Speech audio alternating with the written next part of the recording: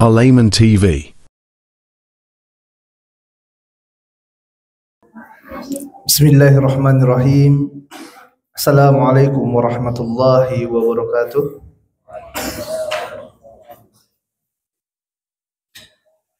Alhamdulillah hamdan katsiran thayyiban mubarakan fihi kama yuhibbu rabbuna wa yarda.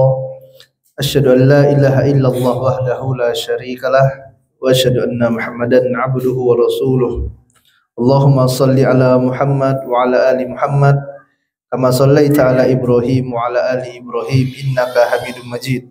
Wa barik ala Muhammad wa ala ali Muhammad kama barakta ala Ibrahim wa ala ali Ibrahim innaka Hamidum Majid. Allahumma la sahla illa ma ja'altahu sahla wa anta taj'al hazina idza syi'ta sahla. Allahumma 'allimna ma yanfa'una wanfa'na bima 'allamtana wa zidna ilman wa fahman. Allahumma ati nufusana taqwaha wa zakkiha anta khairu man zakkaha anta waliyuha wa maulaha. Allahumma inna na'udzubika min ilmin la yanfa wa min qalbin la yakhsha wa min nafsin la tashba wa min da'watin la yustajabu laha. Allahumma arinal haqqa haqqan warzuqna ittiba'ah wa arinal batila batila warzuqna ijtinabah. Ikhwani fid din wa akhwati fillah, alhamdulillah, puji dan syukur senantiasa kita panjatkan kepada Allah Subhanahu wa taala. Salawat dan salam senantiasa tercurahkan kepada junjungan kita Nabi Muhammad sallallahu alaihi wasallam, uswah hasanah kita yang hanya dengan mengikuti jalan beliaulah kita akan selamat dalam mengarungi kehidupan dunia dan kehidupan di akhirat. Kemudian tak lupa pula salawat dan salam juga kita berikan kepada keluarga beliau, kepada sahabatnya, dan kepada umatnya yang istiqomah mengikuti sunnahnya hingga hari kiamat. Jemaah yang dirahmati Allah Taala, hadanallahu wa iyyakum. Semoga Allah Taala senantiasa memberikan hidayah bagi ana dan bagi antum semuanya. Dalam Quran surah Al-Baqarah ayat 168, Rabb kita Allah Taala berfirman, A'udzu billahi minasyaitonir rajim. Ya ayuhan nas kulu mimma fil ardi halalan thayyiban wa la tattabi'u khutuwatis syaitan innahu lakum aduwwum mubin. Wahai manusia, makanlah oleh kalian apa yang ada di atas muka bumi Allah Taala ini halalan thayyiba, yang halal dan juga baik. Wala tattabi'u khutuwati syaitan, janganlah engkau ikuti langkah-langkah syaitan. Sungguh syaitan itu adalah musuh yang nyata bagi dirimu, musuh yang nyata bagi kalian. Dalam ayat yang mulia ini Allah Taala mengingatkan kepada kita semuanya. Allah mengingatkan kepada kita semuanya tentang urgensi pentingnya bagi kita untuk memastikan apa yang kita masukkan ke dalam diri kita dari perkara-perkara yang dihalalkan oleh Allah Taala, yang halal dan thayyib. Dan Allah Ta'ala juga mengingatkan untuk menjauhkan diri kita dari makanan-makanan yang diharamkan oleh Allah Ta'ala. Bahkan di sini Allah Ta'ala mengingatkan bahwasanya mengkonsumsi apa yang Allah Ta'ala haramkan merupakan bentuk dari mengikuti langkah-langkah syaitan. Yang tentu sewaktu seorang dia telah mengetahui hakikat dari syaitan ini, yang mana Allah ingatkan bahwasanya syaitan ini adalah innahu lakum aduwwum mubin. Syaitan ini adalah musuh yang nyata bagi kalian semuanya. Dan di antara langkah syaitan adalah menjadikan seseorang tidak mempedulikan dari apa yang dia masukkan ke dalam perutnya, dari yang halal atau yang haram. Ini adalah di antara langkah syaitan. Dan hal ini juga telah disampaikan oleh Nabi tercinta Muhammad sallallahu alaihi wasallam dalam hadis riwayat Bukhari. Rasulullah sallallahu alaihi wasallam mengabarkan, la ya'tiyanna 'alan nasi zaman la yubal mar'u bima akhzal mal aminal halal amin haram. Akan datang nanti suatu zaman, kata Nabi sallallahu alaihi wasallam, yang mana pada zaman tersebut manusia tidak akan mempedulikan lagi dari mana mereka mendapatkan hartanya, apakah dari sesuatu yang halal atau sesuatu yang diharamkan oleh Allah Subhanahu wa taala. Akan ada masa tersebut.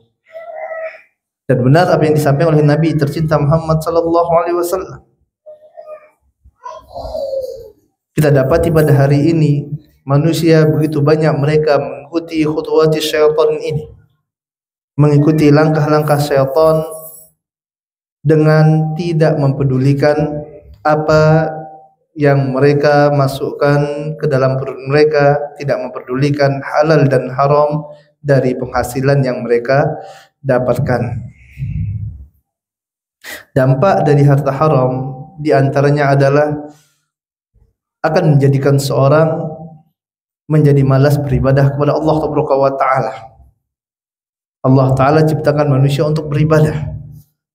Dalam Quran surah Dzariyat, Allah taala berfirman, "Wa ma khalaqtul jinna wal insa illa liya'budun." Tidaklah aku ciptakan jin dan manusia kecuali untuk beribadah. Dan di antara dampak buruk dari seorang yang mengkonsumsi harta haram akan menjadikan orang ini malas beribadah kepada Allah Subhanahu wa taala. Berat untuk mengerjakan amal soleh, susah untuk solat, khusyuk untuk solat, berat untuk belajar agama, untuk menuntut ilmu, berat untuk bangun solat tahajud pada malam hari, susah untuk membaca Al-Quranul Karim. Di antaranya adalah karena dampak dari harta haram yang dia masukkan ke dalam dirinya, yang dia masukkan ke dalam perut istri dan anak-anaknya. Allah Ta'ala mengatakan dalam Quran surah Al-Mu'minun ayat 51, A'udzu billahi minasyaitonir rajim. Ya ayyuhar rusul kulu minat thayyibati wa'malu salihah inni bima ta'maluna alim. Wahai para rasul, makanlah oleh kalian dari yang baik-baik, minat thayyibat, dari yang baik-baik. Para ulama mufassirin menjelaskan yang dimaksud dengan thayyibat adalah baik dari sisi zatnya dan baik dari sisi mendapatkannya. Dari tata cara mendapatkannya baik, dari sisi zatnya juga baik. Kemudian Allah Ta'ala melanjutkan wa'malu salihah, dan beramal solehlah kalian. Di sini terdapat korelasi, hubungan yang sangat erat sekali antara makanan yang thayyib, yang halal, yang baik, yang dikonsumsi oleh seseorang, yang dia masukkan ke dalam perutnya, dengan mudahnya orang tersebut mengerjakan amal soleh. Apabila yang dia masukkan ke dalam tubuhnya adalah sesuatu yang halal, yang thayyib, maka akan menjadikan dia bersemangat untuk mengerjakan ibadah kepada Allah Ta'ala.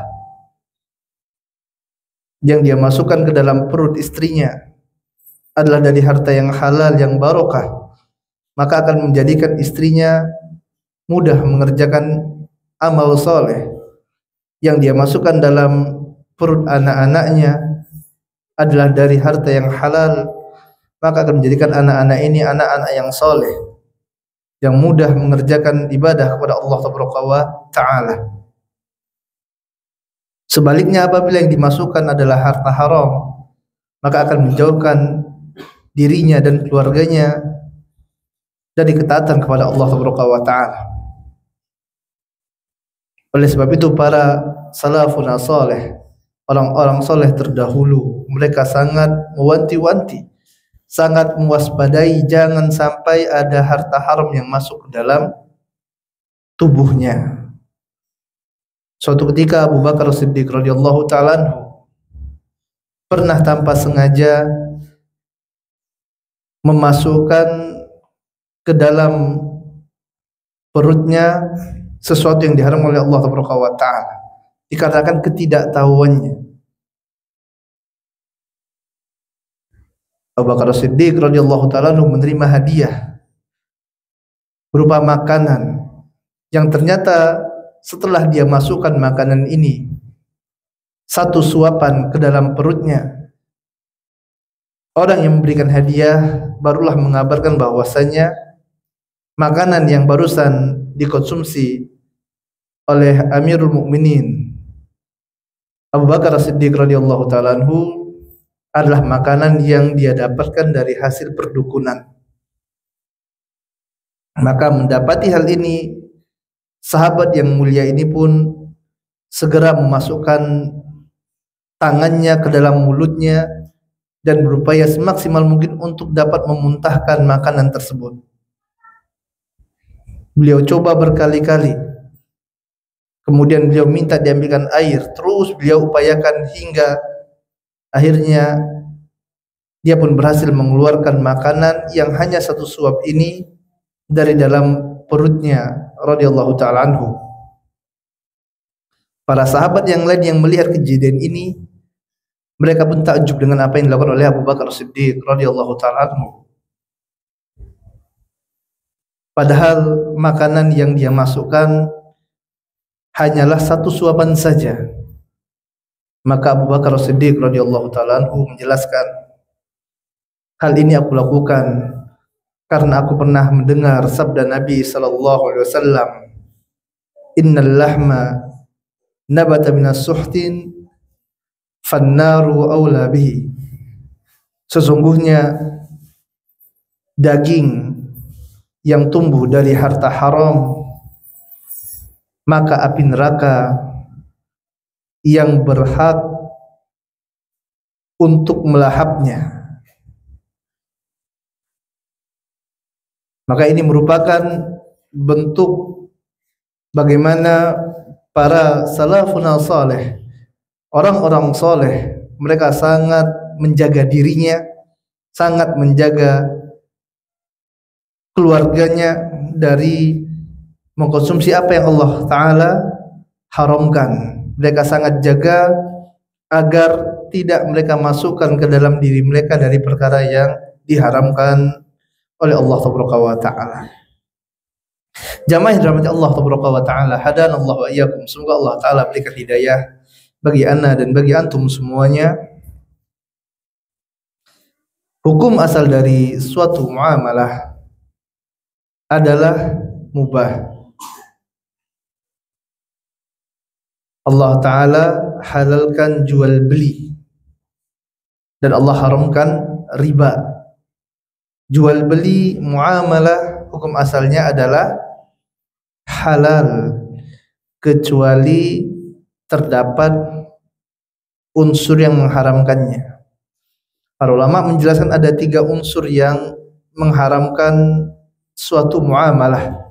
Yang awalnya muamalah ini dihukumi mubah, boleh, kemudian berubah menjadi haram adalah dikarenakan adanya satu dari 3 unsur ini. Yang pertama adalah terdapat kezoliman. Yang kedua, terdapat unsur goror. Dan yang ketiga, terdapat riba di dalamnya.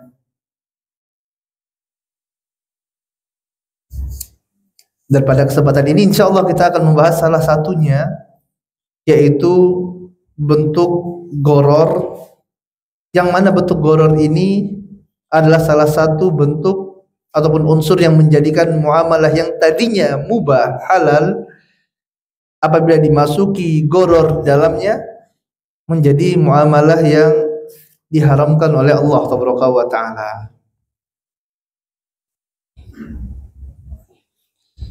Dan goror, jamaah rahmati Allah Taala,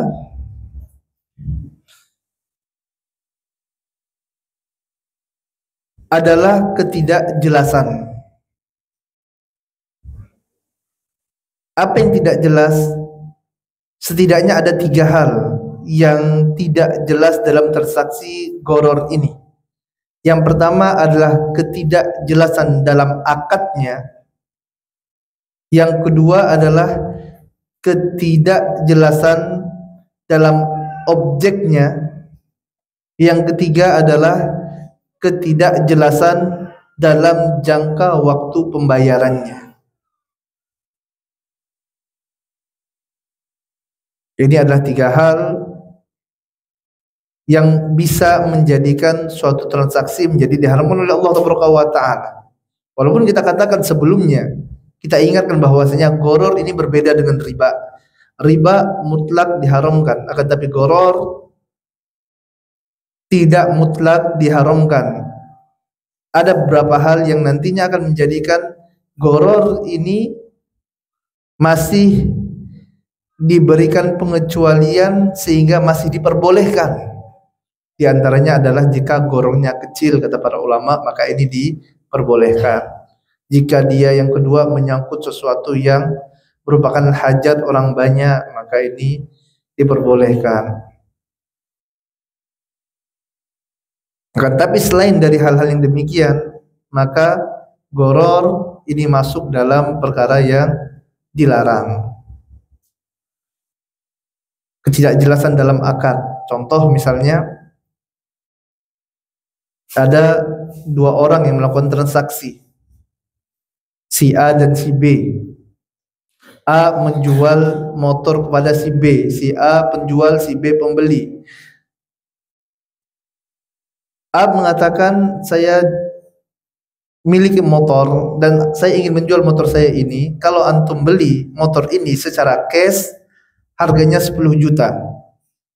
Kalau antum bayar secara kredit 1 tahun, maka sebulannya bayar 1 juta.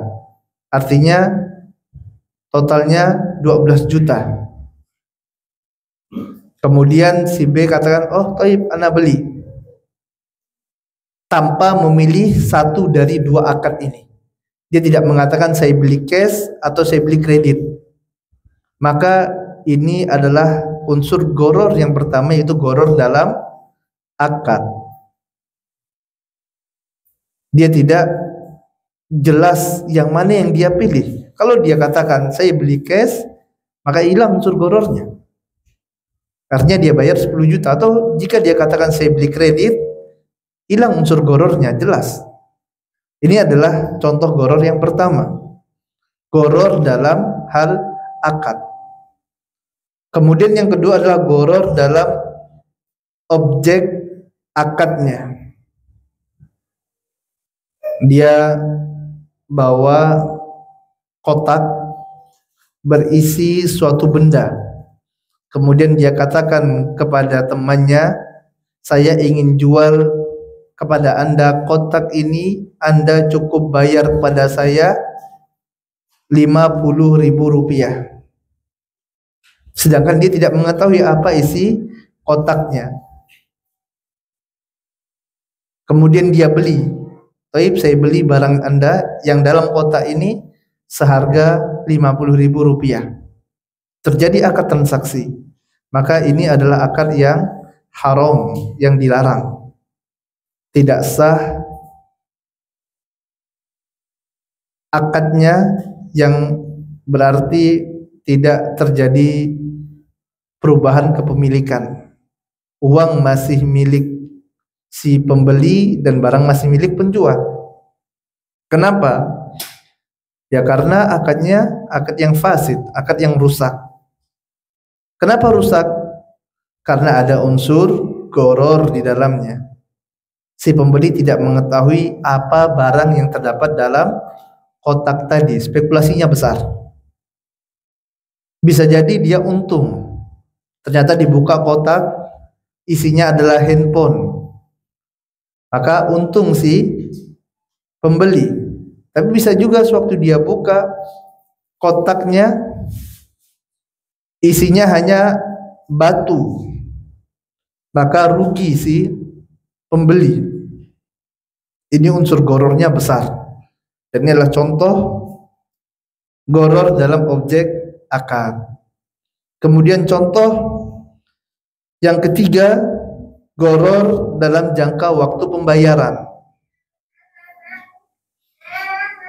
Ada dua orang yang melakukan transaksi jual beli. Si penjual dan pembeli dalam transaksi motor. Dia katakan, saya jual motor saya ini seharga 10 juta. Kemudian pembelinya mengatakan, ya saya terima, saya akan beli tapi dengan kredit. Saya akan bayar secara kredit. Oh iya, enggak apa-apa, saya terima.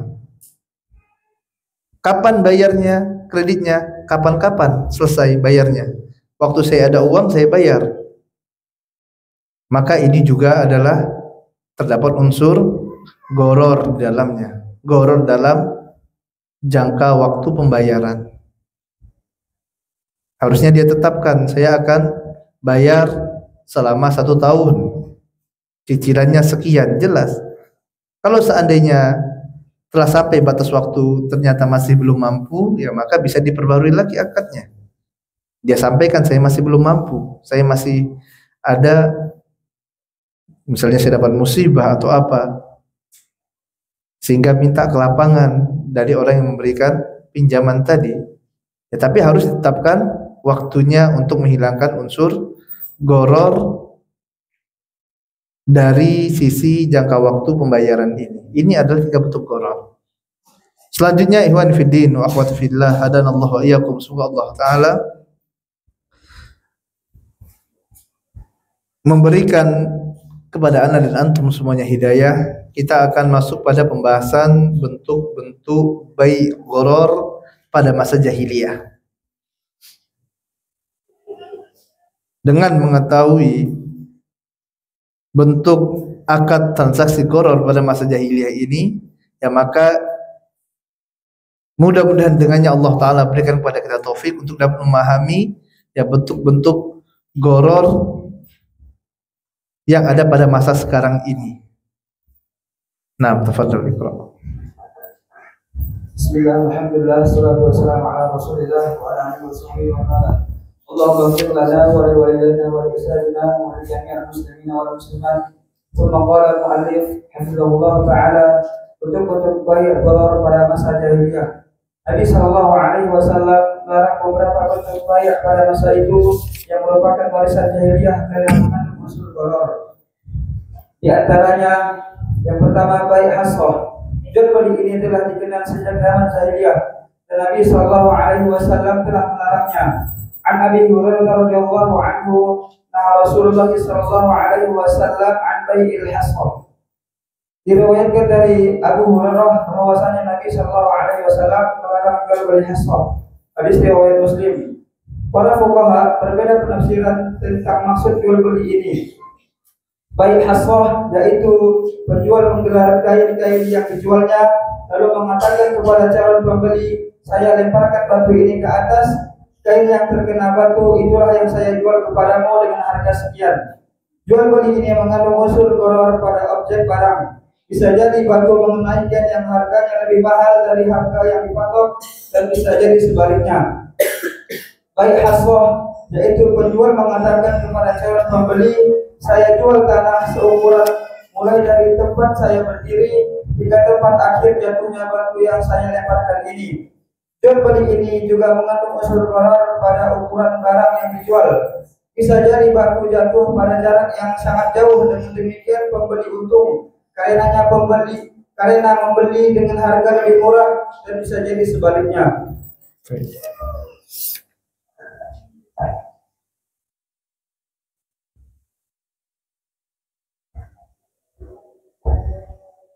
Azannya kita dengarkan azan isya terlebih dahulu. Wassallallahu ala nabiyina Muhammadin wa ala alihi washabihi ajma'in. Alhamdulillah, assalatu wassalamu ala rasulillah nabiyina Muhammadin wa ala alihi washabihi wa man wala, amma ba'd. Bentuk bai' gharar pada masa jahiliyah yang pertama adalah bai'ul hasah,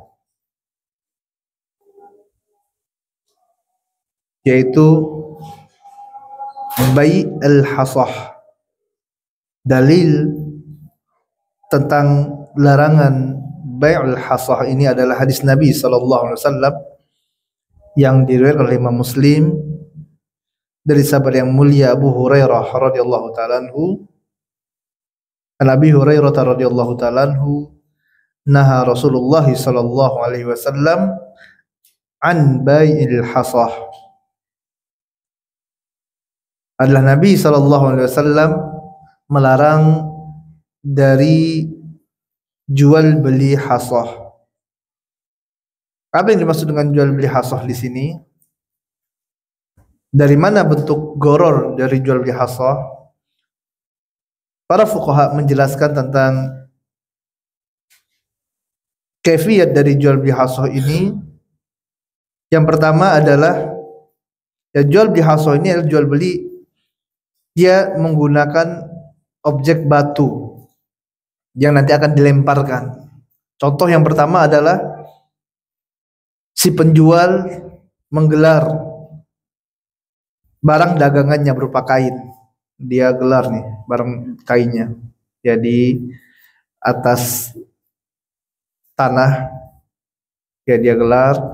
Kemudian ada pembeli datang, dia bilang, saya jual 100.000 kain yang nanti saya lempar batu ke atas, jatuhnya kemana antum ambilkan itu 100.000. Kemudian pembeli kata oke, saya beli. Kemudian dia lempar batunya ke atas, lempar ke atas.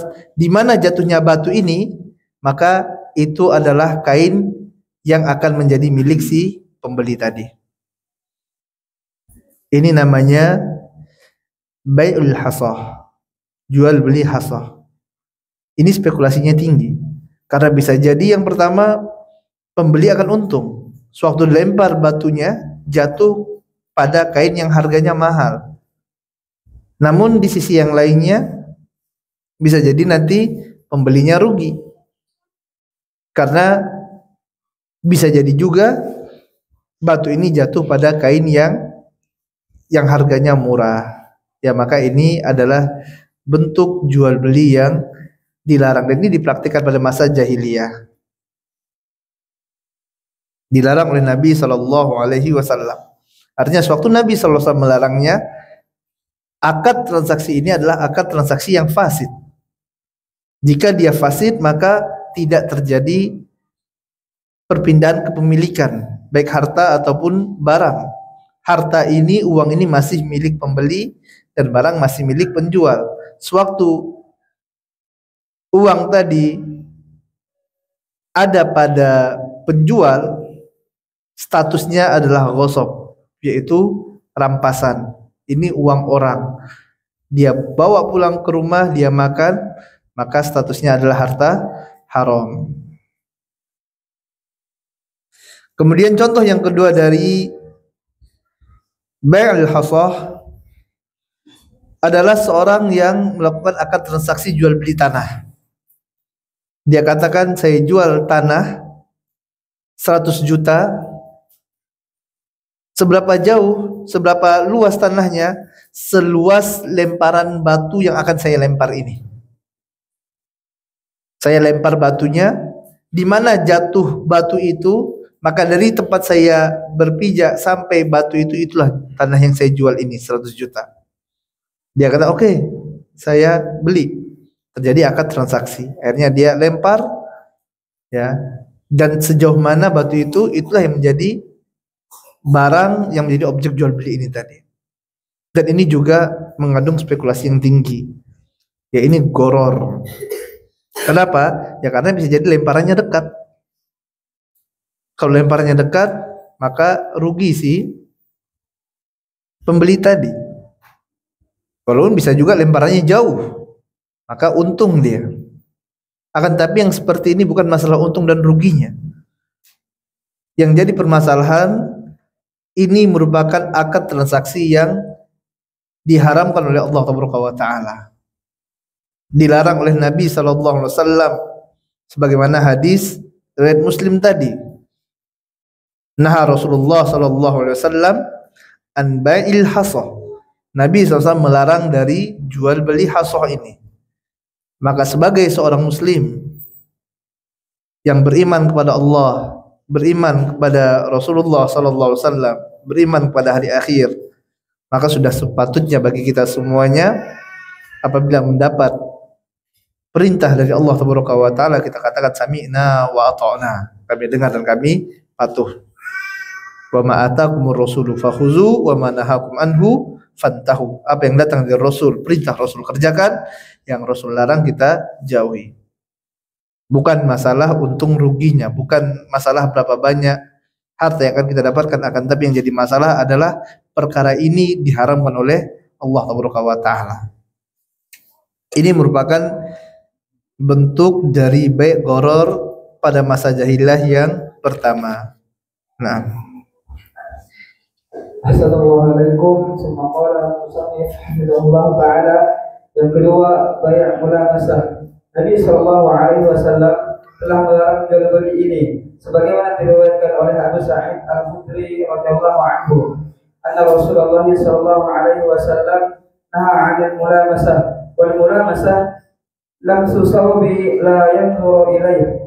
Rasulullah sallallahu alaihi wasallam melarang jual beli mulamasah. Abu Sa'id menafsirkan makna bai' mulamasah, yaitu pembeli hanya dibolehkan menyentuh kain tanpa melihat dan membolak-baliknya. Hadis riwayat Bukhari dan Muslim. Jual beli ini mengandung unsur gharar, tidak jelas pada sifat barang, di mana pembeli hanya dibolehkan menyentuh kain saja, tidak boleh membukanya dari lipatan atau membolak-baliknya. Sedangkan harga telah ditetapkan penjual dari semula. Unsur gharar terjadi karena kemungkinan pembeli tidak menyukai motif kainnya. Tetapi jika terdapat di bagian atas kain rincian sifat kain, jenis benang, ukuran, bentuk motifnya dan lain-lain, maka hukumnya boleh dan tidak termasuk gharar. Yang kedua dari akad transaksi gharar pada masa jahiliyah adalah bai' mulamasah. Bai' al-mulamasah. Dalil yang menjelaskan tentang haramnya bai' mulamasah ini adalah hadis Nabi sallallahu alaihi wasallam yang diriwayatkan oleh Abu Sa'id Al-Khudri radhiyallahu ta'ala anhu, anna Rasulullah sallallahu alaihi wasallam naha 'anil mulamasah. Adalah Nabi sallallahu alaihi wasallam melarang dari jual beli mulamasah. Jual beli mulamasah dia dari kata lamsu yang artinya ya menyentuh, lamasa, menyentuh, memegang. Artinya di sini jual beli mulamasah ini si pembeli hanya boleh megang kainnya saja. Kainnya dilipat, kemudian dia bilang kain ini saya jual harganya 100.000. Ya silakan Anda pegang, pegang saja. Mulamasah, dipegang saja. Boleh kita angkat, kita buka? Enggak boleh. Kalau mau beli, enggak. Cuman boleh pegang aja. Maka jual beli seperti ini adalah jual beli yang dilarang dalam syariat Islam. Yang dilarang karena ada unsur goror yang terdapat di dalamnya. Dikarenakan ada unsur goror. Di mana unsur gorornya? Ya, unsur gorornya adalah si pembeli tidak mengetahui apa yang terdapat dalam lipatan kain tadi. Ternyata sewaktu dibuka terdapat motif yang jelek, terdapat gambar yang tidak disenanginya, terdapat sesuatu yang buruk, ataupun terdapat cacat di dalamnya. Ya, maka ini adalah jual beli yang mengandung unsur goror. Ya, maka hendaklah ditinggalkan. Kemudian mu'allif mengatakan, akan tapi jika terdapat di bagian atas kain rincian sifat kain, baik itu jenis benangnya, ukurannya, bentuk motifnya, dan lain-lain, ya di sana terdapat penjelasan, ya maka hilanglah darinya unsur apa? Unsur gorornya, ya, hilang darinya unsur goror tersebut. Sebagaimana apa yang diriwayatkan oleh Imam Bukhari,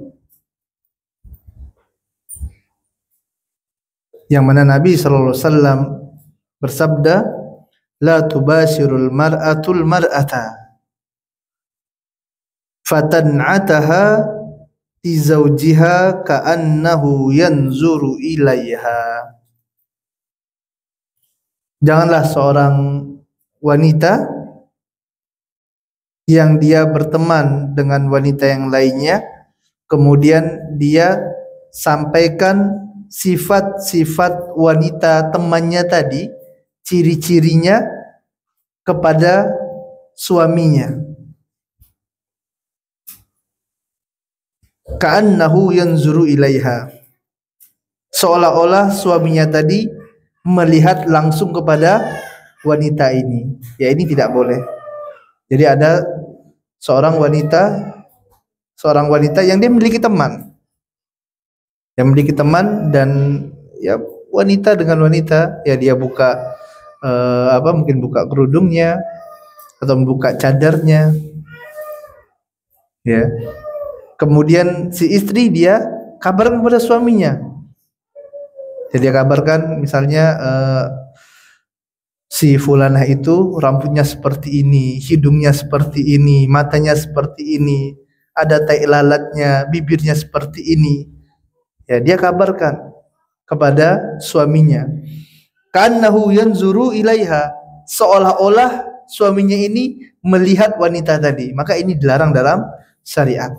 Ya, maka begitu juga ya dengan tadi dalam bai' mulamasah, jika digambarkan sifat-sifat barang tadi, ditulis speksnya di atasnya, ada gambar seperti ini, kainnya seperti ini, benangnya seperti ini, ya maka hilang unsur gorornya. Kenapa? Karena seolah-olah kita telah melihat kainnya itu sewaktu dibentangkan, dibuka. Bisa difahami? Nah. Assalamualaikum warahmatullahi wabarakatuh. Yang ketiga, bai' munabazah. Nabi sallallahu alaihi wasallam juga melarang jual beli ini, sebagaimana diriwayatkan oleh Abu Sa'id Al-Khudri radhiyallahu anhu, anna Rasulullah sallallahu alaihi wasallam naha 'anil munabazah wa hiya tarafu rajuli thawbahu bil bai'i ila rajuli qabla an yuqallibahu aw yanzura ilayhi. Bahwa Rasulullah sallallahu alaihi wasallam melarang jual beli munabazah. Abu Sa'id menafsirkan makna bai' munabazah, yaitu dua orang penjual dan pembeli saling melempar kain. Pada saat yang mereka lemparkan telah terjadi jual beli tanpa boleh dilihat dan tanpa boleh dibolak-balik sebelumnya. Hadis riwayat Bukhari dan Muslim. Jual beli ini mengandung unsur gharar, tidak jelas pada sifat barang. Para penjual dan pembeli sama-sama tidak tahu jenis barang yang akan mereka terima. Bisa jadi barang yang mereka terima lebih bagus daripada barang barang yang mereka lemparkan atau bisa jadi sebaliknya. Kemudian yang ketiga adalah bai al-munabadzah. Bai al-munabadzah. Terkait dengan larangan bai al-munabadzah ini terdapat dalam hadis Nabi sallallahu alaihi wasallam yang diriwayatkan oleh Imam Bukhari dan Imam Muslim, anna Rasulullah sallallahu alaihi wasallam naha 'anil munabadzah. Adalah Nabi sallallahu alaihi wasallam melarang dari jual beli munabadzah. Abu Sa'id Al-Khudri radhiyallahu ta'ala anhu menjelaskan tentang bai' munabadzah, yaitu dua orang penjual dan pembeli, mereka saling lempar kain. Mana saja yang mereka lemparkan telah terjadi jual beli tanpa boleh dilihat dan tanpa boleh dibolak-balik sebelumnya. Ini artinya jual beli barang dengan barang, barter, dan barter ini jual beli. Ya, termasuk dari jual. Oleh sebab itu tidak boleh seseorang dia tukaran hadiah yang hadiah ini dimasukkan dalam kotak. Ada si A dan si B. A bawa kado, tukaran kado. A bawa kado, B bawa kado, kemudian dia tukaran. Ini adalah bai, ini adalah jual beli. Dan ini terdapat unsur goror. Kenapa? Ya karena sama-sama tidak mengetahui, dan ini masuk dalam bai al-munabadzah. Ya, mirip dengan transaksi bai al-munabadzah ini. Si penjual tidak tahu apa barangnya, si pembeli juga tidak tahu. Si A tidak tahu apa isi kado yang dari si B juga tidak tahu apa kado dari si A. Oh Ustaz, ini kita saling memberi hadiah. Dia katakan ini hadiah. Maka kita katakan al-ibratu fil uqud bil maqasidi wal ma'ani, la bil alfaz wal mabani. Ibrah dalam suatu akad adalah pada hakikatnya, bukan pada penamaan yang dinamakan oleh seorang yang melakukan transaksi tadi. Ibrah adalah pada hakikat dari akad tersebut. Dan ini adalah akad bai, bukan akad hadiah. Walaupun dia namakan dengan hadiah, tapi ini adalah bai. Ya, ini adalah jual beli. Maka ini adalah goror, tidak boleh menukar kado. Kecuali tadi kalau misalnya dibuka isinya apa. Ya kalau dibuka hilang unsur gorornya. Saya punya buku, kamu punya pulpen. Ini saya kasih untuk kamu. Oh ya, ini saya kasih kamu pulpennya. Sama-sama ridho, dia sudah saling melihat.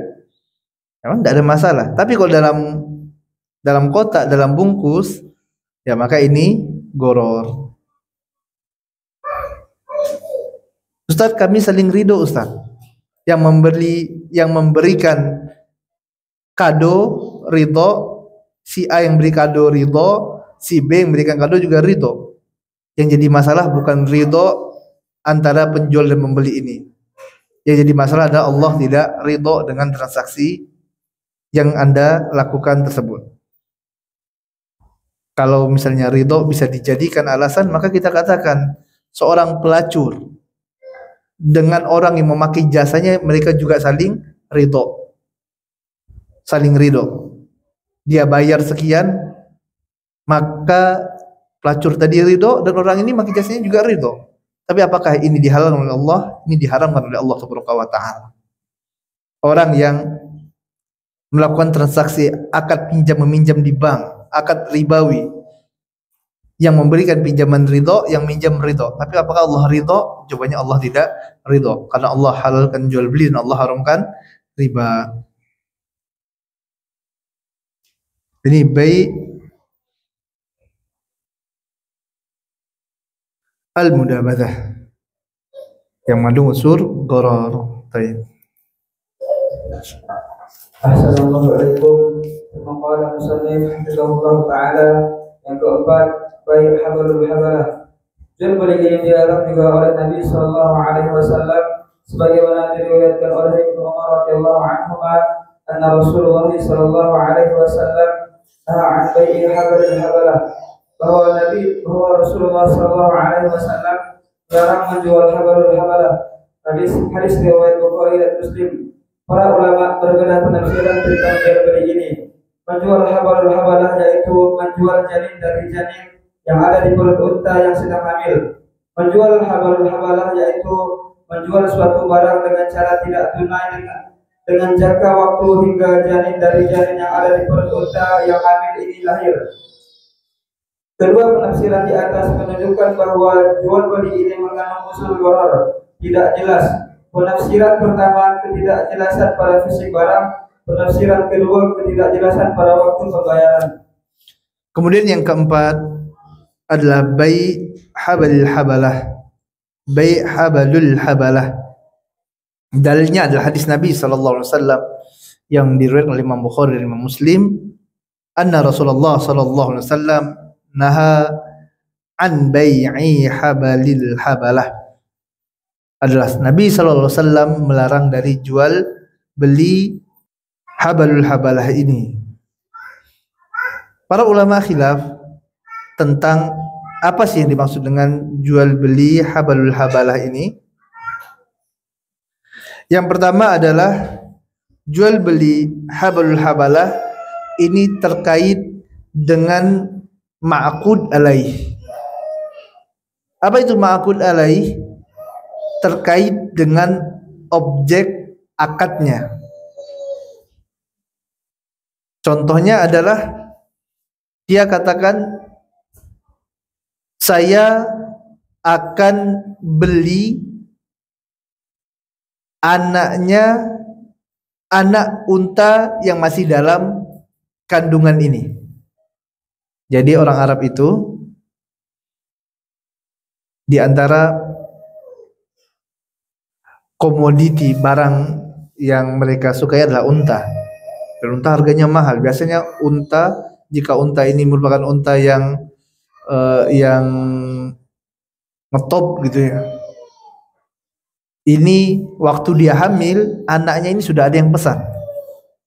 Untanya hamil, anaknya ini sudah ada yang pesan. Nah, kalau untuk mendapatkan anak unta ini biasanya susah. Harganya pun lebih tinggi. Maka dia katakan, saya beli anaknya anak unta ini nanti. Anaknya saja masih belum lahir, masih jadi bentuk janin, masih dalam perut induk untanya. Yang dia beli adalah apa? Anaknya, anak janin unta ini tadi. Ini yang dimaksud dengan bai' habalul habalah. Ya, besar sekali unsur gharornya. Pertama, apakah anak unta ini pasti lahir? Unta yang pertama tadi ini, unta yang bibit unggul tadi, dia lagi hamil. Anaknya ini saja belum tentu lahir, bisa jadi dia mati. Dia sudah beli nih, saya misalnya beli 50 juta, nanti anaknya anak unta ini. Sepakat dia, terima uangnya. Ternyata dalam kandungan anaknya unta ini sudah mati. Ya, rugi dia. Kedua, bisa jadi nanti sewaktu keluar anak unta ini ternyata cacat. Dan dia beli anaknya lagi gitu. Keluar anaknya bagus. Ternyata mandul, tidak bisa punya anak. Maka unsur gharornya besar sekali. Ya, ini adalah akad bai' habalul habalah. Ya, jual beli janinnya janin lagi gitu. Dan ini dilarang.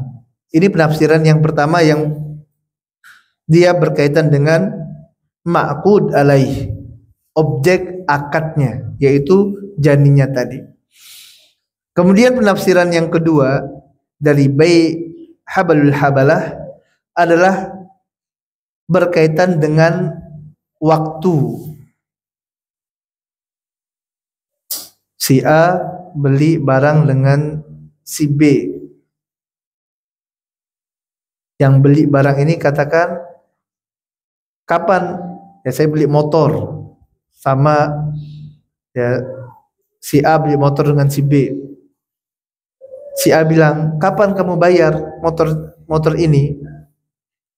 Saya akan bayar sewaktu anaknya unta ini nanti lahir, kemudian dia hamil lagi, anaknya lahir, itu saya bayar. Ini kapan? Ini aja belum lahir anaknya, nunggu dia hamil lagi baru lahir. Dan yang kedua ini nanti tafsir dari bai habalul habalah yang kedua ini adalah berkaitan dengan apa? Dengan jangka waktu. Gorornya adalah pada jangka waktu pembayaran. Keduanya diharamkan, baik itu berkaitan dengan ma'qud alaih ataupun dengan jangka waktu pembayarannya. Jadi masuk dalam kategori goror yang diharamkan. Nah, Assalamualaikum warahmatullahi wabarakatuh. Ta'ala.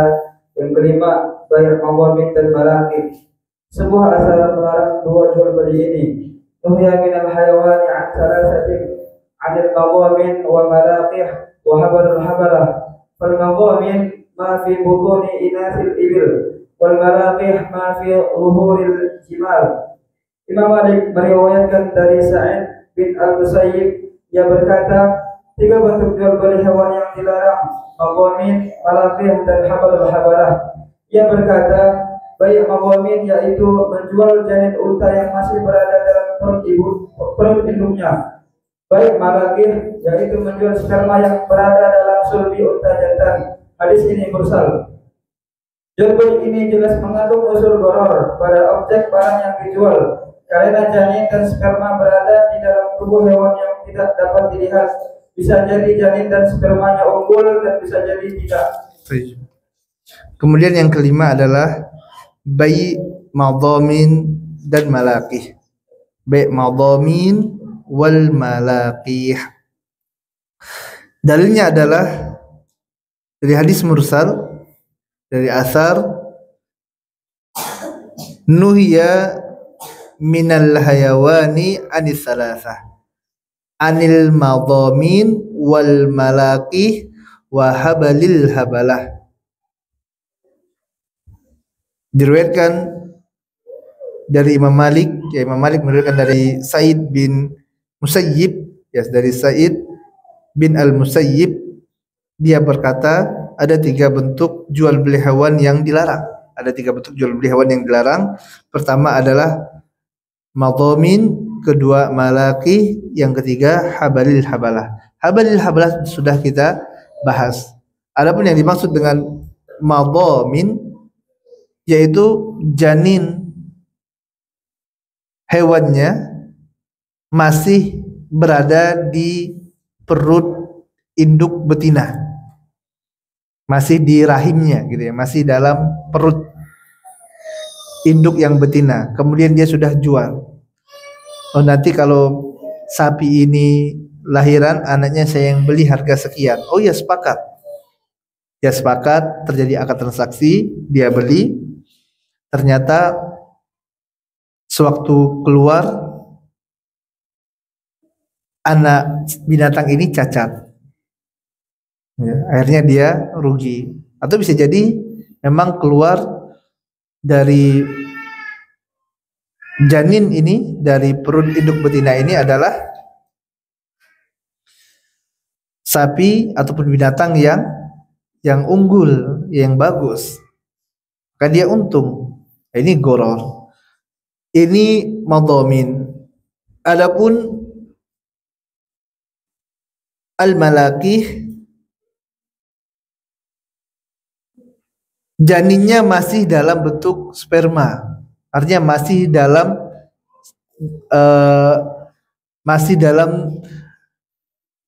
jadi sperma pejantan gitu loh.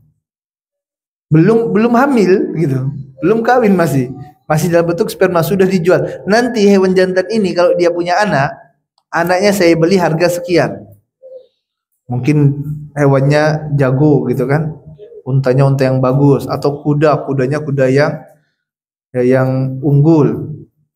Dia katakan nanti kalau dia punya anak, saya beli harga sekian. Oke, saya sepakat.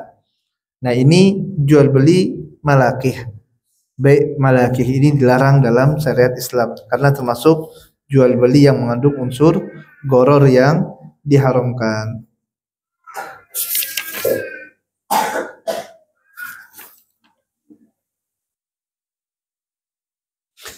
Tapi saya rasa ini saja ya yang dapat kita sampaikan pada kesempatan kali ini. Apa yang benar datang dari Allah Subhanahu wa taala dan yang salah datang dari kelemahan ilmu ana dan dari syaitan. Ya kita mohon kepada Allah Subhanahu wa taala Rabbul Arsyil Azim bi asmail husna wa sifatil ulya agar Allah taala catat pertemuan kita ini dalam catatan amal kebaikan kita, memberatkan timbangan hasanat kita, kebaikan kita. Kita mohon pada Allah Subhanahu wa taala kebaikan dari banyak sisinya dan kita mohon pada Allah Taala ampunan dari segala macam khilaf dan kesalahannya. Wassallallahu ala nabiyina Muhammadin wa ala alihi washabihi ajmain wa akhiru da'wana walhamdulillahirabbil alamin. Subhanakallahumma wa bihamdika asyhadu an la ilaha illa anta astaghfiruka wa atubu ilaik. Assalamualaikum warahmatullahi wabarakatuh.